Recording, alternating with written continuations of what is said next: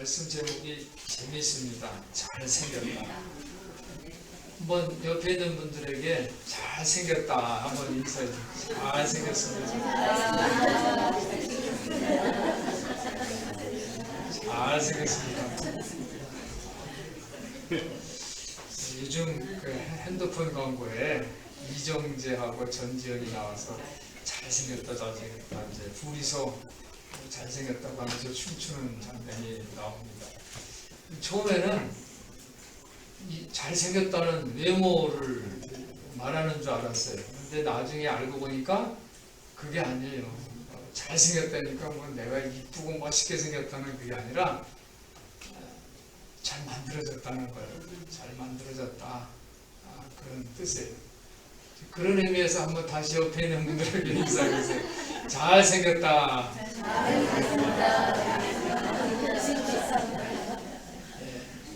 그러니까 그 한 옆에 있는 분이 정말 하나님께서 예수님께서 한 영혼이 천하보다 귀하다 이렇게 한 것처럼 한 분 한 분에게 소중하다는 뜻이에요.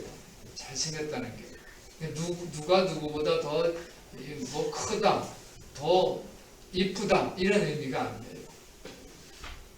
비교가 아니라 그 하나 한 분 한 분이 소중하다 이제 그런 의미예요. 창세기 1장을 보면요, 하나님께서 온 세상을 향해서 잘 생겨라 이렇게 생겨라 이렇게 말씀을 하십니다. 처음에는 빛이 있으라 하니까 빛이 생겼어요. 또 물과 물이 나누어져라 하니까는 물과 물이 서로 나눠지면서 거기에 또 묻이 땅이 드러났어요. 그리고 또 하나님이 땅에게 풀과 씨를 맺는 채소와 또 열매를 맺는 나무를 내라라고 하니까 땅이 거기에서 그 말대로 그대로 채소가 나왔고 또 씨를 통해서 열매를 맺는 그런 나무들이 생겼어요. 그리고 하늘에 궁창에 광명체 빛이 있었는데 그 빛을 향해서 낮과 밤을 나누게 하라. 또 징조와 계절과 날과 해를 이루라 해가지고 하늘에는 징조가 생기고 낮과 밤이 나누게 되고 날과 해가 연이 이렇게 달라지게 된 거예요. 그대로 되었다고 성경은 기록하고 있습니다. 또 광명체들이 하늘의 궁창에 해와 달과 별이 있어서 지구를 비춰라, 땅을 비춰라. 그러니까 땅을 쫙 비쳤어요. 여러분들 한번 생각해 보세요. 이런 일들이 있을 때 한번 그 빛이 쫙 생기고 나무가 막 자라고 열매가 맺고 막 이런 거를 광경을 한번 생각해 보세요. 얼마나 멋있어요. 그죠? 참 멋있습니다. 하나님이 또 물을 향해서 물은 생물을 번성하게 하라. 또 땅 위의 궁창에는 새가 막 날아다녀라. 그러니까 물 속에 막 물고기들이 막 생기고 하늘에 막 새가 막 날아다니고 하나님이 그들에게 복을 주십니다. 생육하고 번성하라. 여러 바닷물에 충만하라. 새들도 땅에 번성하라. 하나님이 말씀하시는 족정 다 이루어집니다. 요즘 뭐 영화 보면 그렇죠? 그냥 얘기를 하면 그대로 착착착 이루어지고 도시가 막 생기고 이러는 것 이제 여러분들 보잖아요. 그대로 이루어지는 거예요. 그대로. 하나님이 땅은 생물을 그 종류대로 내되 가축과 기른 것과 땅의 짐승들을 그 종류대로 내라. 그러니까 땅에서 가축이 생기고 짐승이 생기고 기른 것 그죠? 그런 것들이 종류들은 막 생겼어요. 하나님이 그런 것을 다 만드시니까 하나님이 보시기에 좋았더라. 뭐예요? 하나님이 잘생겼다. 이렇게 하나님이 기분이 좋아서 말씀하십니다. 세상 피조물을 지으시고 하나님은 참 좋았다. 잘생겼다. 그렇게 말씀하셨다는 거예요. 그리고 오늘 본문에 보면요. 해를, 그죠? 해. 5절에 보니까 해는 그 방에서 나오는 신랑과 같다. 그랬어요. 해. 태양입니다. 태양이 쫙 큰 힘과 웅장한 위력을 가졌다는 거예요. 그러니까 태양도 스스로 생긴 것이 아니라 하나님께서 창조하신 거예요. 다른 민족들은 피조물들을 찬양합니다. 해가 신이다는 거예요. 큰 나무를 보면 그 나무가 신이라는 거예요. 피조물들을 찬양을 해요. 그 범신론이죠. 모든 게 다 신이라고 찬양하지만 오늘 시편 기자는 하나님을 찬양하고 있어요. 그래서 하나님을 찬양하는 노래를 부르는 거예요. 창조 이야기는 정말 하나님께서 이러한 모든 것이 다 잘생겼다 하면서 이 모든 피조물이 하나님을 찬양한다고 오늘 성경은 기록하고 있습니다. 그냥 피조물들이 다 찬양하는데 그 조화를 이루는 거예요. 오늘 찬양대가 그래도 하모니를 이루니까 듣기가 좋잖아요.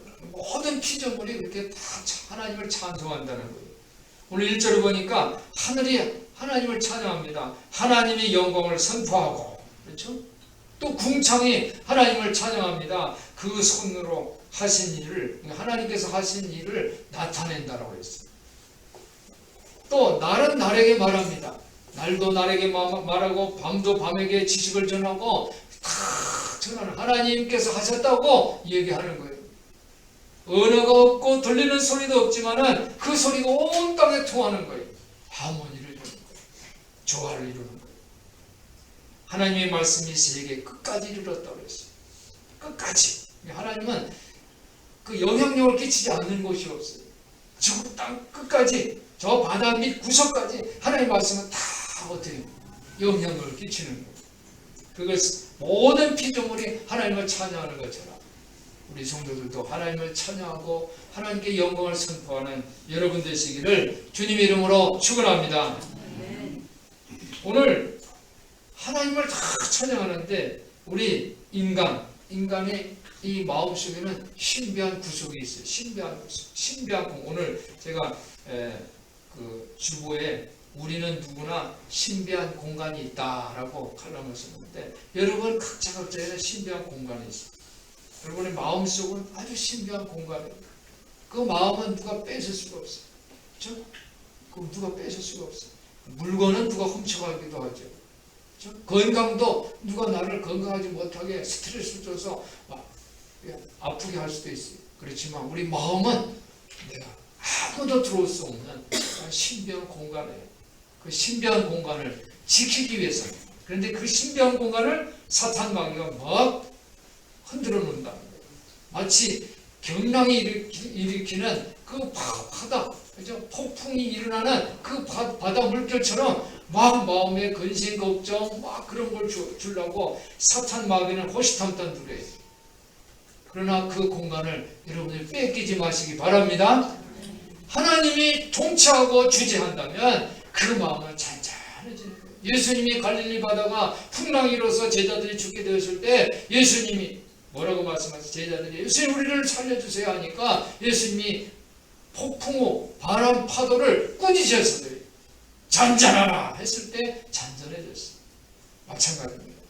여러분의 마음의 공간, 그 신비한 공간, 예수님을 주인으로 모시고 예수님의 주재권, 통치권을 여러분이 선포하시기를 주님의 이름으로 축원합니다. 우리가 하나님의 그 모든 피조물이 하나님께서 말씀하시면서 만드셨다고 우리는 고백을 하는데, 세상 사람들은 피조물을 신으로 또 받드는 사람들도 있단 말이에요. 그래서 우리 신앙생활이 오늘 주일은 주보 주일을 보면 균형 영성주의예요. 균형 영성. 한번 따라해 보실까요? 균형 영성. 균형 영성. 영성을 좀 균형적으로 갖자는 거예요. 균형적으로. 그러니까 오늘 신앙과 과학이에요. 신앙과 과학. 우리 그 신앙, 믿음과 또 과학도 우리가 무시해서는 안 돼요. 모든 이 창조물이 있는데 그 창조물을 우리가 확인하기 위해서는, 그걸 발견하고 그 창조물이 하나님의 영광을 선포한다는 것을 우리가 설명하기 위해서는 과학도 필요해요. 이런 이 과학이 필요한 그 과학자, 유명한 과학자들은 세 사람 한번 소개하려고 해요. 갈릴레이, 케플러, 아인슈타인. 여러분 갈릴레이 알죠?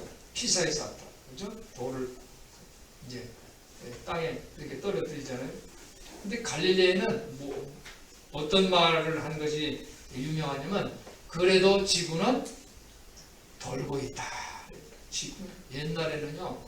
옛날 그 기독교인들은 옛날에는 어떻게 했냐면 지구가 평평하다고 생각했어요. 지구가 이렇게 평평해가지고 지구 끝으로 항해를 하면 저 밑에 낭떠러리로 다 떨어지는 것처럼 생각을 했어요. 그게 그 당시 종교가들, 신앙인들의 생각이었어요. 근데 갈릴레이는 이 큰 전체를 이렇게 보면서 연구를 하니까 그게 아니, 지구는 둥그런 거예요. 지금 중금에서 도는 거예요. 지구는 돌고 있다. 그래 그 말을 했다가 어떻게 합니까? 이 교계에 심판을 받게 되죠. 감옥에 갇히게 됐어요. 코페르니쿠스가 지구는 돈다 라는 말을 했다가 코페르니쿠스도 감옥에 갇혔어요. 근데 갈릴레오가 그것을 옹호를 한 발언을 했어요. 이 자연은 무한한 우주다 이렇게 생각을 한 거예요. 자연은 무한한 우주다. 그 당시는 지구만 생각했어요. 다른 건 생각 안 했어요. 근데 우주를 생각한 거예요. 또 케플러는 독일의 천문학자인데 케플러는 행성의 세 가지 법칙을 말을 했어요. 행성의 세 가지 법칙이 있다. 첫 번째로는 태양을 중심으로 지구가 돈다는 거예요. 지구가 도는데 타원 궤도를 돌면서 혼자서 도는 걸 자전이라고 또 공전을 한다 이런 얘기를 했어요. 또 두 번째로는 행성과 이 태양이 있고 행성이 있는데 그 연결하는 그 선이 이 그 가상적으로 이제 선을 만들면 그 선이 이게 돕니다. 돌면 그 선이 돌면서 면적이 나올 거 아니에요, 그렇죠? 그게 같은 시간 동안에 쓸고 나가는 그 면적은 다 똑같다 그런 원칙을 이제 얘기를 했어요. 그리고 세 번째 행성의 공전 주기의 제곱은 긴 반지름의 세제곱에 비례한다. 이런 이제 수학 공식을 발표를 했어요. 이 케플러가 그런 얘기를 했는데 이 케플러도 막 교계의 공격을 받았어요. 종교적인 박해를 받았어요. 그런데 나중에 이것은 훗날 만유인력, 뉴턴의 만유인력설이 그 전제가 되었다는 그런 얘기. 그래서 태양계의 구조를 규명을 했어요. 또 아인슈타인은 상대성 이론을 얘기를 했죠. 아인슈타인은 1916년에 일반 상대성 이론을 발표를 했고 또 20세기 동안 가장 유명한 영향력 있는 인물이 됐어요. 아인슈타인이 얘기한 것은 진리는 절대적이지만 그것을 관찰하는 인간은 한계가 있다는 거예요. 사람이 설명을 하면 그 절대적이 아니라 진리가 절대적이다. 그래서 과학적인 방법으로 그 진리를 밝혀내는 그 노력을 했어요. 즉, 이 세 사람을 제가 소개를 했는데 이 세 사람은 과학을 통해서 진리를 아주 열정적으로 그것을 만나려고 추구를 했다는 거예요. 그러니까 이 과학적 진리와 종교적 진리 이 두 가지가 서로 적대적인 것이 아니라는 거예요. 서로 다 적이 아니라 그것은 하나님께로 인도하는 그런 길이라는 거예요. 또 다른 측면이라는 거예요. 우리 기독교 신자들은 아주 독특한 믿음을 갖고 있죠. 그죠? 하나님께서 오늘 시편 기자처럼 하나님께서는 이 세상을 창조하셨다. 오늘 1절부터 6절을 보면요. 하나님이 피조물이 하나님을 찬양합니다. 하늘이 하나님의 영광을 선포하고 궁창이 하나님이 하신 일들을 나타낸다. 그랬죠? 날이 날에게 말하고 밤은 밤에게 지식을 전하고 피조물들이 다 하나님을 찬양하는 거예요. 또 7절부터 10절까지는 하나님의 법, 주님의 법입니다. 여호와의 율법이 완전하다고 했어요. 영혼을 소송케 하고 여호와의 증거는 이 우둔한 자를 어떻게 합니까? 지혜롭게 한다고 했어요. 오늘 시편 기자는 율법에 순종하는 것이 중요하다는 그런 말을 합니다. 율법에 순종할 때 우리 겉의 모습보다 우리 내면 마음의 문제를 우리가 평안하게 할 수가 있다. 우리 마음을 율법에 순종할 때 주님이 나의 주인이 되셔서 나를 통치하고 지배한다. 그런 말을 오늘 성경은 기록하고 있습니다. 그래서 하나님께서는 우리가 하나님의 율법을 따르게 되면 우리에게 축복을 주신다는 거예요. 그리고 12절부터 14절까지는 이 시편 기자가 하나님 앞에 기도합니다. 자기 허물을 능히 깨달을 자가 누구냐? 나를 숨은 허물에서 벗어나게 해달라고 하나님 앞에 기도하면서 13절에 보니까 고범죄를 짓지 말게 하라고 해요. 고범죄. 여러분, 고범죄는요, 자기가 의도적으로 악하게 짓는 죄를 말해요. 즉 겸손하지 못하고 아주 교만한 악질적으로 짓는 죄를 고범죄라는 거예요. 건방지고 그렇죠? 하는 이 거만하고 경건하지 못하게 하는 것들이 다 고범죄입니다. 그런데 시편 기자는 그러한 고범죄를 짓지 않게 해주세요. 그리고 그 죄가에서 나를 벗어나게 해주세요. 이렇게 기도를 합니다. 오직 하나님만이 나의 그 죽을 수밖에 없는 그 더러운 죄로부터 우리를 깨끗하게 씻겨주시는 것을 믿으시기를 바랍니다. 그래서 여러분들이 그 짓는 그 죄가 있잖아요. 다른 사람은 모르지만 내가 생각할 때 아주 악한 그런 죄들이 있잖아요. 오늘 시편 기자처럼 하나님 앞에 기도하고 그 죄를 말끔히 씻어내시기를 예수님 이름으로 부탁을 드립니다. 지금 고난기간입니다. 사순절 고난기간입니다. 하나님 앞에 자신의 잘못을 회개하고 자기가 지은 그 고범죄들을 낱낱이 하나님 앞에 오늘 시편 기자처럼 고백하고 회개하고 깨끗이 씻음받는 그런 순결한 되는 그런 은혜가 여러분에게 있기를 예수님 이름으로 축원합니다. 오늘 하나님께 드리는 이 찬양의 모습이 하나님이 기쁘시게 받을 희생 제물이 되었으면 하는 것이 바로 시편 기자의 마음이에요.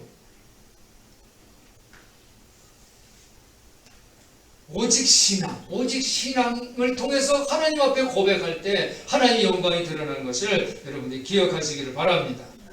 오늘 시편 8절에 보면 시편 기자가 또 이런 고백을 합니다. 사람이 무엇이간데 이토록 생각해 주시고 이렇게 보살펴 주십니까? 만물을 다스리게 하시고 모든 것을 발밑에 두게 하셨습니다. 라고 고백을 해요. 사랑하는 성도 여러분이 그 한 분 한 분이 하나님 앞에 고백하는 이 기도의 모습을 배우시기를 주님의 이름으로 축원합니다. 여러분, 내가 무엇이기에 하나님이 나를 이렇게 복을 주셨냐고 이렇게 고백할 때 하나님 얼마나 기뻐하시겠어요? 그렇죠? 사람 만날 때도 그 감사하는 마음을 할 때 감사를 알고 고맙다고 얘기할 때 그 사람 상대방이 얼마나 기뻐하겠어요? 우리가 하나님 앞에 받은 그 은혜가 얼마나 풍성하고 많아요. 그것을 하나님 앞에 고백하며 하나님을 기쁘시하는 그런 여러분 되시기를 주님의 이름으로 부탁을 드립니다. 오늘 시편 기자는 모든 이 피조물들을 설명을 하면서 이 피조물들이 하나님의 영광을 드러낸다고 고백을 하면서 자기 자신, 그렇죠? 인간인 사람인 자기 자신이 하나님을 영광을 선포하는 거예요. 나 자신이 너무너무 특별한 위치에 있다는 거죠. 그러면서 하나님 말씀을 뭐라고 부릅니까? 여호와의 규례는, 여호와의 법은 영혼을 소송하게 하고 그리고 어리석은 자를 깨닫게 하고 순결하게 하고 눈을 밝게 한다는 거예요. 인간의 존재를 이렇게 덮여주신다는 것을 찬양하는 거예요. 그래서 하나님 말씀은 뭐라고 여기 고백을 하냐면 10절에 보니까 금 곧 많은 정금보다 더 성하고 꿀과 송이꿀보다 더 달다 이렇게 고백을 하고 있습니다. 웨스트민스터는 청교도를 중심으로 영국 여러 교회가 회의를 하는 그 회의를 웨스트민스터라고 하는데 웨스트민스터의 교리문답에 제일 첫 번째 질문이 뭐냐면 사람의 주된 최고의 목적은 무엇입니까? 라고 질문을 합니다. 이 사람의 최고의 주된 목적이 뭐냐는 거예요. 그것은 하나님께 영광을 돌리는 거다. 할렐루야. 여러분의 주된 최고의 목적이 뭐예요? 나는 취업하는 게 최고의 목적. 나는 결혼하는 게 그런 목표도 있겠지만은 더 큰 것은 직업을 통해서, 결혼을 통해서, 그렇죠? 여러분이 좋은 성적을 갖는 것을 통해서 뭐예요? 여러분이 높아지는 것이 아니라 하나님께 영광을 돌리는 거예요. 그러한 최고의 목적을 가지시기를 주님의 이름으로 부탁을 드립니다. 하나님을 영화롭게 하고 그분을 영원히 기쁘게 해 드리는 것입니다. 이것이 답이에요. 한순간이 아니라 영원히 하나님을 기쁘게 하는 것. 이것 여러분이 목적이 되시기를 주님의 이름으로 부탁을 드립니다. 우리가 이 자연 삼라만상을 볼 때 높은 산, 그 웅장한 산을 보고 그 거대한 그 광활한 바다를 볼 때 하나님께서 이것을 만드셨다고 고백할 수밖에 없어요. 태양이 뜹니다. 그리고 태양의 일출과 일몰을 통해서 우리는 그 아름다움을 통해서 하나님이 이 아름다움을 만드셨습니다. 이렇게 고백할 때 하나님은 기쁘시고 여러분의 마음은 힐링이 되고 건강하게 되는 것을 믿으시기를 바랍니다. 요즘 우리나라에 경상남도 진주 있죠. 진주에 운석이 떨어졌어요. 그 운석이 떨어지는 그 별똥별이 떨어지는 것을 또 촬영한 그 동영상이 또 요즘 아주 인기가 많아요. 가로가 18cm, 세로가 14cm, 높이가 12cm, 9.36km. 처음에는 뭐 50억, 뭐 로또 당첨된 것보다 더 낫다 뭐 이랬는데 요즘 뭐 9g당 5불씩 계산하면 뭐 5천만, 그죠? 5천만 원부터 시작해서 그래도 최소 10억은 된다. 뭐 이런 얘기가 있습니다. 이 과학자가 이 운석을 보면서 이렇게 고백을 합니다. 서울대 교수인데 이 운석이 이렇게 이것이 인기가 많고 뭐 운석 그것을 주스러 오면 전국에 외국에서도 온다고 그러잖아요. 인기가 많은 건 뭐냐면 처음에 태양계가 만들어질 때 그죠? 이 불이 생기고 그것이 이제 식을 때 어떻게 암석이 생기는 거예요. 그 암석의 기록물이 변형되고 변질되지 않고 고스란히 남아있다가 어떻게 46억 년이 지난 뒤에 어떻게 지구로 별똥별이 돼서 떨어졌다는 거예요. 얼마나 이 신기한 귀한 거냐는 거죠. 그렇기 때문에 이 운석이 귀중하다는 거죠. 하나님이 창조물이 우주에 있을 때는 모르지만 이게 별똥별이 돼서 떨어져서 오늘 우리가 고백의 기도를 할 때도 그랬잖아요. 그렇죠? 나는 덧없는 먼지가 되기보다는 아낌없이 타고나면 재가 되고 싶습니다. 그렇죠? 나는 내 생명의 불꽃을 맥없이 질식시키기보다는 찬란한 화염 속에 완전히 불태우고 싶습니다. 그렇죠? 그런 하늘에 있는 게 아니라 불이 돼가지고 땅에 떨어졌을 때 그게 귀하게 사람들이 귀중하게 생각하는 것처럼 사랑하는 성도 여러분의 삶 속에서 하나님이 불을 만나시기를, 성령이 불을 만나시기를 예수님 이름으로 축원합니다. 그래서 그 불 속에서 하나님을 찬양하고 그리고 창조 세계 안에 있는 모든 피조물이 하나님을 찬양하는데 그 안에 하나님이 더 만물의 영장으로 우리를 탁월한 존귀한 그 위치에 올려놓으신 하나님을 찬양하는 여러분 되시기를 주님 이름으로 축원합니다. 과학에서는 어떻게 하고 물어요. 이것이 어떻게 됐냐? 신앙은요. 왜? 라고 왜? 오늘 시편 기자는 그러잖아요. 사람이 무엇이긴데 무엇이가 내 이토록 생각해 주시고 보살펴 줍니까? 왜? 라고 고백해요. 뭐 때문에 그래요?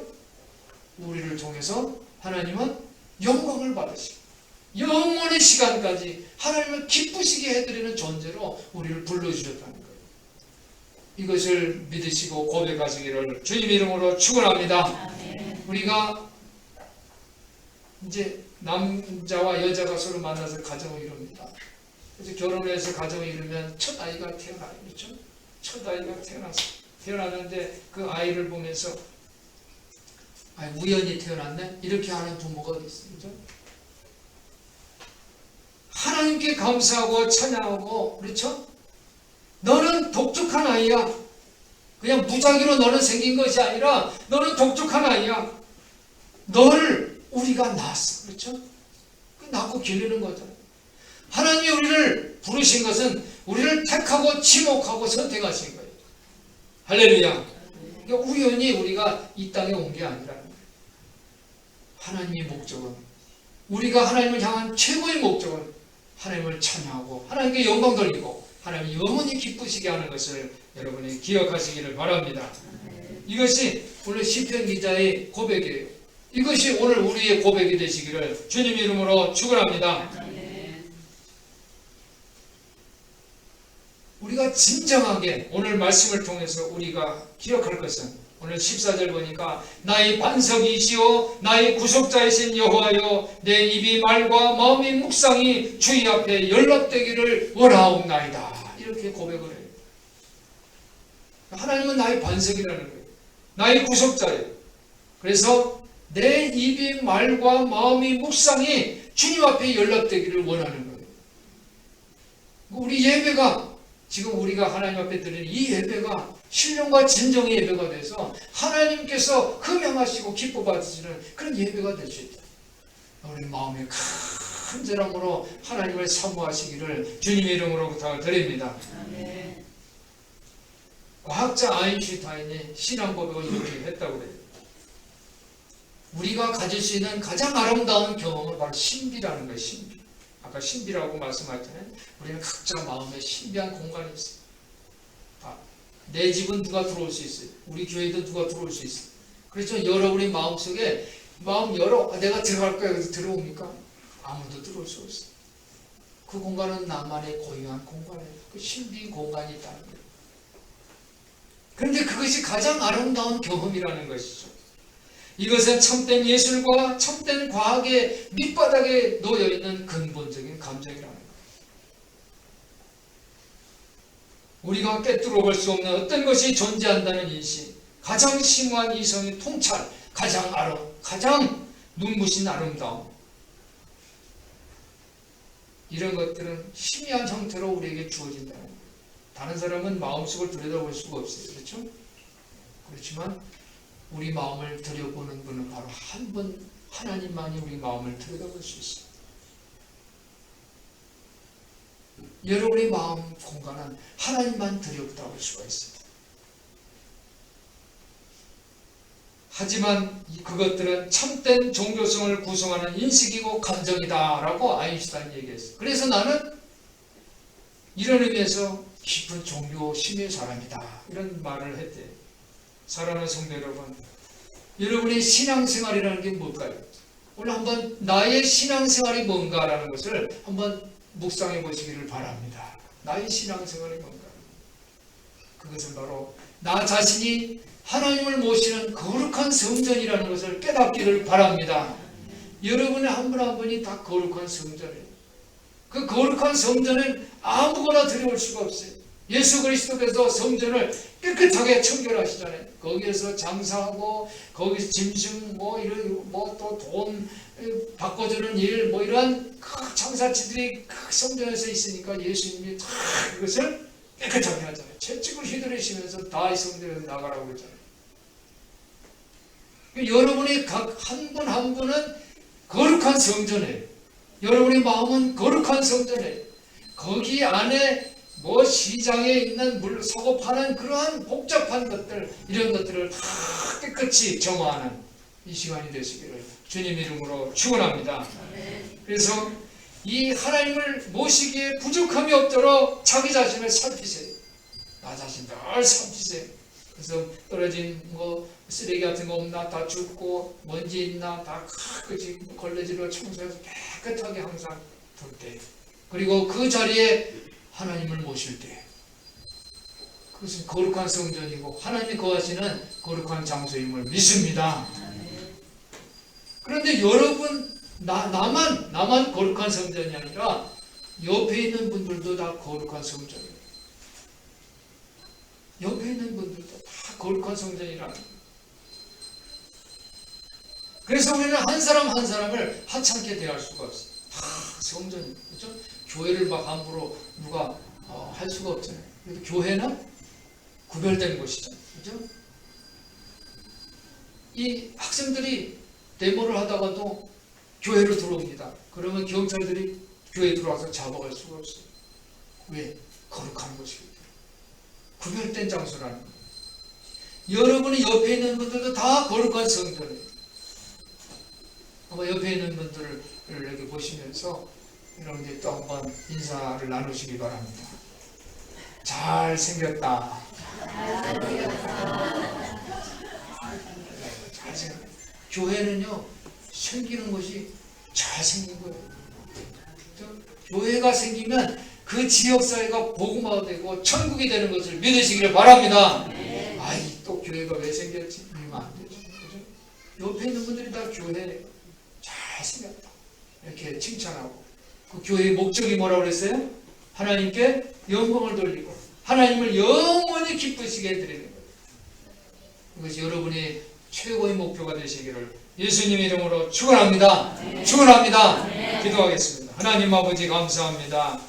오늘 우리에게 거룩한 성전으로 주님 깨끗하게 구별하시고 불러주심을 감사합니다. 우리를 통해서 하나님 영광 받으시고 하나님을 영원히 기쁘시게 하는 복된 삶을 살 수 있도록 도와주시옵소서. 우리 주 예수 그리스도 이름으로 기도하옵나이다.